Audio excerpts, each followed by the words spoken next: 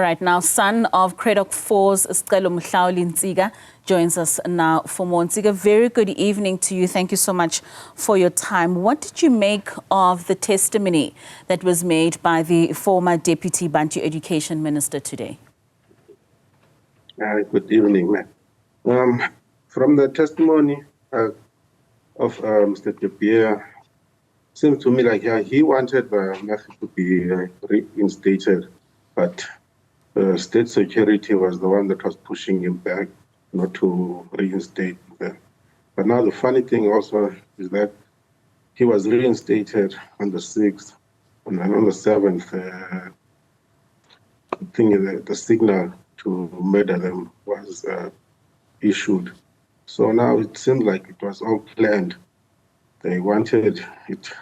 They really wanted it to seem like they were murdered by external forces, not the state. So yeah, had he not been murdered, I think a lot of people, like the murder of the 4 men that affected our families, not just our families, but also communities at large, because they were also supporting financially other people outside the families and in the communities. So yeah, hearing the testimony of Mr. De Beer really had me thinking, well, what were they really? What was the real plan? Yeah. And I can't imagine how a difficult time this must be for the family, even many years later, having to rehash what could possibly have been the events of the time, what could have been had they not have been murdered. But does this give any light to you and your family, given that this is the first apartheid government official to testify at the sitting? Yes.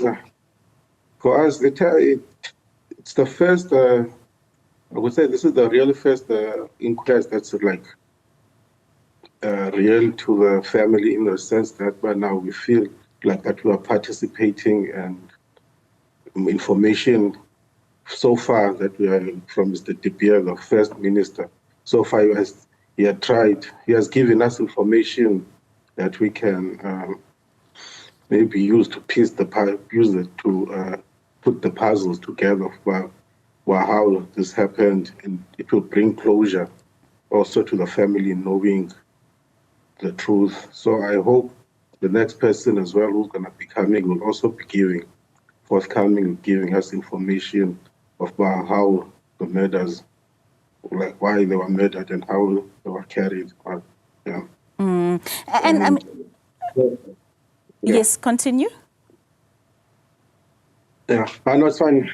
Thank you. Yeah, I mean, just given these testimonies like this of Sam De Beer, what do you believe are the most critical steps that is needed in order to ensure accountability for these crimes that were committed during apartheid?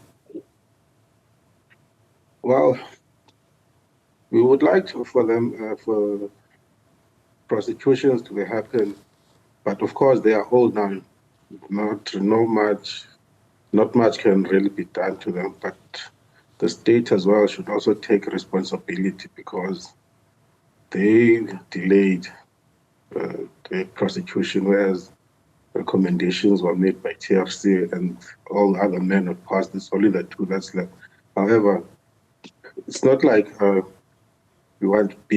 it's not that we are being vindictive by getting old men to jail or getting them prosecuted.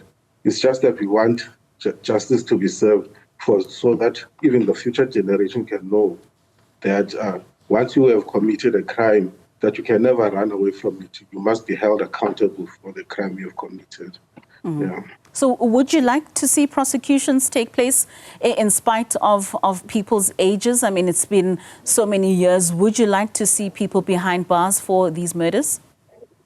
Those that are still alive, of course. Yes, I was saying, but at least there should be that mark on their names that they have committed these crimes, and they must be held accountable for them. So that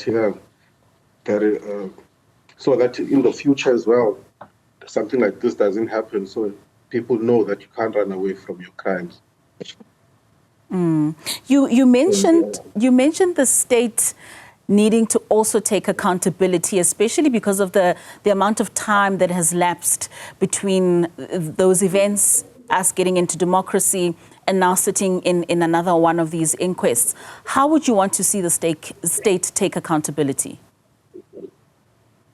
Well, I think now the state should come forth on why they delayed.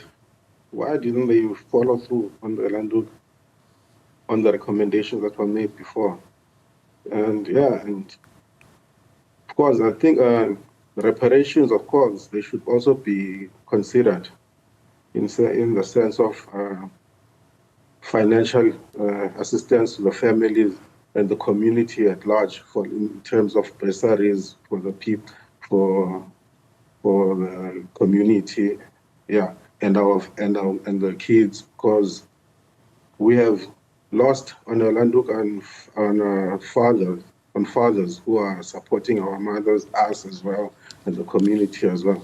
And now there are grandchildren who also have lost out on their grandfathers, while those who committed the crimes, they've got to enjoy their lives with their grandkids. Once we were watching this documentary, one of the implicated people was carrying his grandchild, so that I was like, I wish that was my father carrying my son, So my son also lost out.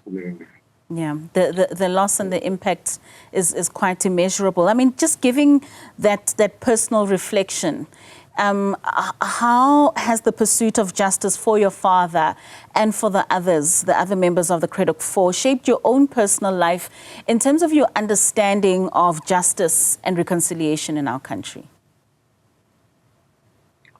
For us, it seems like justice is selective, because it's only not everyone is treated the same, because had the prosecutions in the apartheid killings have never been considered, because it seems like, I don't know how a case of like the Cradock 4 falls through the cracks, as one of the ANC members that said it falls through the cracks.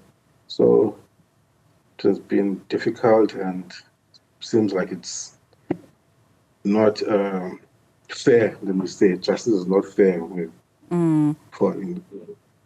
And do you believe that the current government's efforts are sufficient in addressing historical injustices?